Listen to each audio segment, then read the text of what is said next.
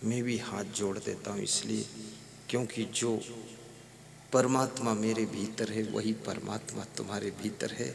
सब बराबर है, शरीर में फर्क है, बाकी तो आत्मा परमात्मा सबके अंदर एक जैसा ही है। रामचरितमानस में एक चौपाई है कि सिया राम मैं सब जग जानी, करहूँ प्रणाम जोरी जुग पानी। पानी माने हाथ होता है, पानी माने जल होता है। दोनों हाथ जोड़ करके हम प्रणाम करते हैं। नारियों में सीता का रूप दिख रहा है, पुरुषों में राम का रूप दिख रहा है। और राम ने एक बात और कही है, शबरी को 7वीं भक्ति में समझाया है कि सतुई सब मोमय जग देखे, मोते अधिक संत कर लेखे। 7वीं भक्ति मेरे समान नर नारियों को देखना। राम ने ये नहीं कहा कि मैं सामान्य लोगों से बड़ा हूँ, कहते मेरे समान सब नर नारी हैं, और अगर संत मिल जाए तो वो मुझसे बड़े हैं, उनको थोड़ा मेरे से ज़्यादा सम्मान देना, क्योंकि संत का दर्जा भगवान से भी बड़ा होता है। लेकिन उस दर्जे की प्रतिष्ठा को संत को संभालना चाहिए। झूठ मूठ संत बनकर घूमने वाले लोग संत के सम्मान को कम कर देते हैं। संत की डिग्री तो बहुत ऊंची है।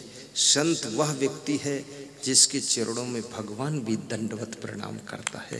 संत तो बहुत बड़ी चीज है। और जो संत ना हो तो उसको संत श्री लिखना भी नहीं चाहिए। ज्यादातर लोग तो साधक है।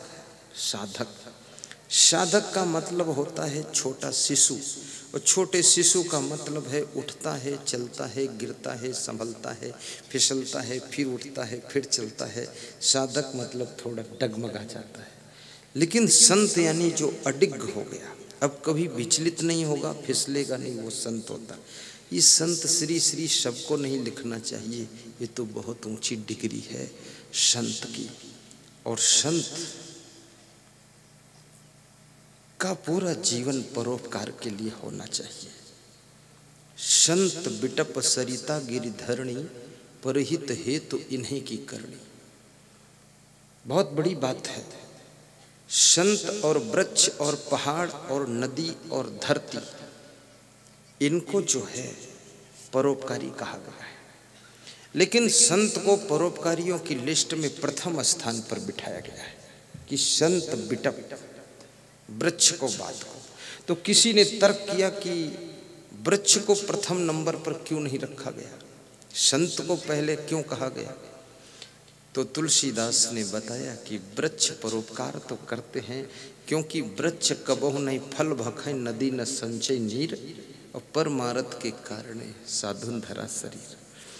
वृक्ष फल देता तो है लेकिन फल स्वयं खाता नहीं है। नदियां जल तो प्रवाहित करती हैं लेकिन स्वयं पीती नहीं है, इसलिए नदियां भी परोपकारी है और वृक्ष भी परोपकारी है। लेकिन वृक्ष को दूसरा स्थान क्यों दिया, सेकंड क्लास में क्यों डाला गया, उसका कारण है। सेकंड क्लास में वृक्ष को इसलिए व्यवस्थित कर दिया गया क्योंकि वृक्ष कभी कभी हवा के झोंके से गिर जाता है, कभी उसकी शाखाएं टूटती हैं तो किसी को चोट भी कर देता है, किसी को दबा भी देता है, मार भी देता है। इसलिए वृक्ष को दूसरा स्थान, उसमें माइनस पॉइंट है। लेकिन संत वह है जो कभी किसी को सताता नहीं, उसी का नाम संत होता है। मक्खन से भी कोमल होता है। सरिता, नदियां पानी तो देती हैं, नदियों का पानी एकत्र करके बांध बना करके, डैम बना करके बिजली पैदा की जाती है, जो घर घर में लाइट आती। नदियां बहुत कुछ हमें देती हैं। नदियों के पानी को नहर में डाल करके सिंचाई होती, फसलें हरी भरी होती हैं। लेकिन नदियां भी बरसात में बाढ़ आने पर गाँव को भी डुबाती हैं, इसलिए उनको 3rd नंबर पर दिया गया कि कभी कभी ये भी खतरनाक हो जाती है। और 4थे नंबर पर पहाड़ को रखा, 4th क्लास में रखा गया पहाड़ को। ऐसे पहाड़ बहुत फायदा करता है। सबसे पहली बात, जहाँ पहाड़ होते हैं, हरे भरे पहाड़ हों, तो उस पहाड़ के पत्थरों से भी मकान बनते हैं, दीवारें बनती, फर्श बनती। पहाड़ के पत्थर से जो है मूर्तियां भी बनती हैं और पहाड़ का पत्थर तोड़ करके सड़क भी बनाई जाती है। बहुत सेवा करता है पहाड़, लेकिन कभी कभी पहाड़ भी गिरता है अपने आप। काठमांडू में एक पहाड़ गिरा नेपाल बॉर्डर पे, तो उसके नीचे एक गांव पूरा दब गया। उस गांव का नाम धर्मस्थली था। मैं उसको देखा तो लोगों ने बताया ये गांव था। रात में 12 से 2 बजे के बीच में पूरा पहाड़ ऊपर से खिसक कर आया, ये पूरा गांव दब के मर गया, उसका कोई बचा ही नहीं। तो ये पहाड़ भी कभी कभी खतरा कर देता है, इसलिए उसको 4th क्लास में रखा और धरती माता को 5th क्लास में रखा, 5वें नंबर पर, क्योंकि धरती कभी भूकंप लेती है, भूचाल आता है। भूचाल में 100, 200, 500 गांव सब गिर जाते, मकान गिर जाते, लोग मर जाते, दब जाते, पूरी धरती हिल जाती है। तो धरती भी खतरा करती है, लेकिन ये संत जो है ये कभी खतरा नहीं करता, इसलिए इसका नाम संत है। इसलिए जो आदमी में संतत्व हो, पूर्णता हो, त्याग वैराग्य की, उसी को संत मानना चाहिए, उसी को संत लिखना चाहिए। बाकी फालतू संत श्री श्री श्री श्री 1,08,000 लिखने से भी कोई फायदा नहीं है। लोगों को धोखा हो जाएगा, लोग समझ नहीं पाएंगे, तुम्हारे पीछे दौड़ेंगे, माला पहनाएंगे और सोचेंगे तो महान संत है भाई, श्री श्री लिखता है। अरे ऐसा नहीं, कबीर साहब ने मना कर दिया। कबीर साहब कहते पूरा साहेब से ये जो साधना में पूर्ण है, भक्ति में पूर्ण है, त्याग तप में पूर्ण है, ब्रह्मचर्य में पूर्ण है, वैराग्य में पूर्ण है, संयम नियम में पूर्ण है, व्यसन के त्याग में पूर्ण है, जिसके अंदर पूर्णता का भाव है, प्रेम श्रद्धा में पूर्ण है, उस संत की सेवा कीजिए, अधकचरे की सेवा मत कीजिए। कबीर साहब ने मना कर दिया। और फिर भी ना मानो तो गधी के पास जाओ, 2 लाते खाओ। पूरा साहेब से ये सब विध पूरा हो। ये इतना बड़ा प्रेशर मारा कबीर साहब ने कि साहेब वही जो पूरा हो उसकी सेवा कीजिए। और फिर ये शर्त रख दी सब विध पूरा हो, उसका व्यवहार भी ठीक हो, बर्ताव भी ठीक हो, वाणी भी ठीक हो, आचरण भी ठीक हो, उसका रहन सहन कंप्लीट हो, खान पान भी ठीक ठाक हो। ऐसा नहीं कि सब उल्टल जुल्लुल चीजें खाता है, अफीम खाता है, काहे का साधु है वो।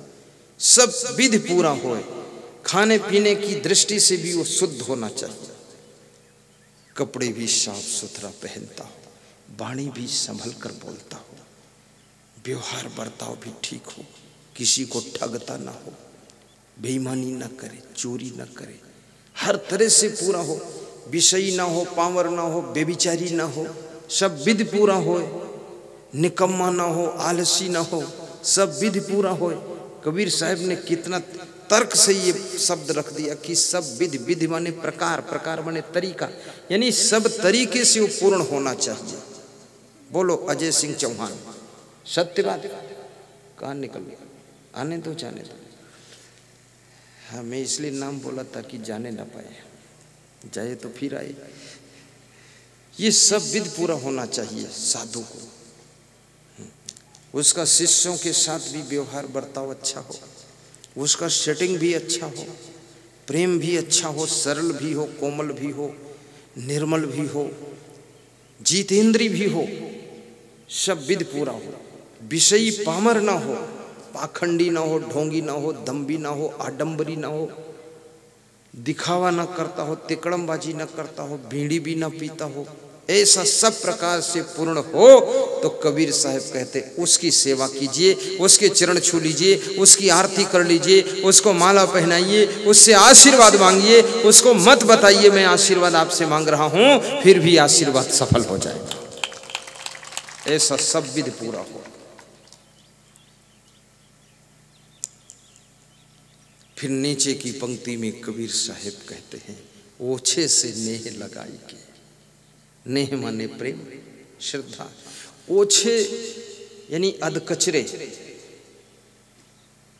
से अगर श्रद्धा जोड़ोगे तो मूलहु आवे खोए, जो तुम्हारा मूल भाव था, आस्था थी, वो भी खो जाएगी और आपको ऐसा लगेगा कि धोखा हो गया।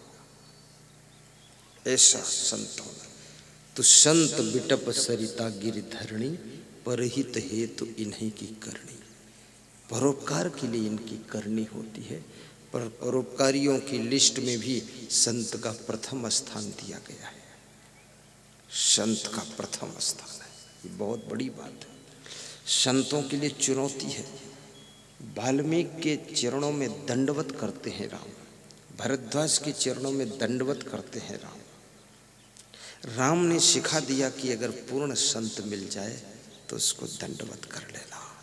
उसको दंडवत प्रणाम करने से तुम कर्मों के दंड से छुटकारा पा जाओगे। उसको नमन करने से तुम्हारा मन सुमन हो जाएगा और उसके चरण छूने से तुम्हारे आचरण पवित्र हो जाएंगे और उसको झुकने से तुम बहुत ऊपर उठोगे, तुम्हारी ऊंचाई बढ़ जाएगी और उसको सेवा करने से तुम्हारा घर धन धान्य से पूर्ण हो जाएगा।